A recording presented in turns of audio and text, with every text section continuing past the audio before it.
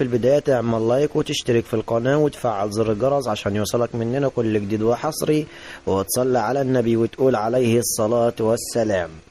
محمد شبانة يفجر مفاجأة من العيار الثقيل ويحذر كل اللعيبة ويحذر النادي الأهلي بالكامل، ويعلن إن الفار ممكن يتعطل وممكن يتحججوا في الكونغو علشان يفوزوا مازيمبي.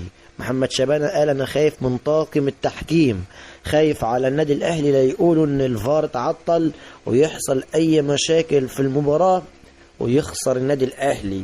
محمد شبانة بيقول لك أفريقيا كلها مش عايزة الأهلي ياخد البطولة، الكاف الأفريقي كله ضد الأهلي والتحكيم ما تلاقيه ضد الأهلي، فربنا يستر ويعدي المباراة دي على خير.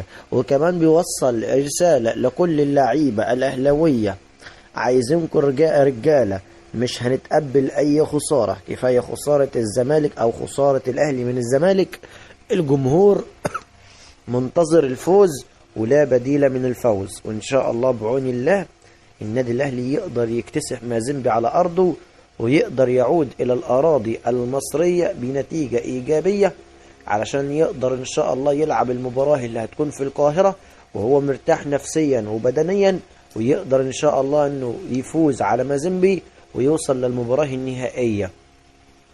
النادي الأهلي لو وصل للمباراة النهائية هيكون 5 مرة على التوالي، وده إنجاز تاريخي ما حصلش نهائي في العالم كله، إن نادي يوصل لنهائي البطولة القارية للمرة ال5 على التوالي. إن شاء الله بعون الله النادي الأهلي يعني البطولة دي تكون من نصيبه. عزيزي المشاهد، هو ده كان فيديو النهاردة، شكرا لكم من القلب والسلام عليكم.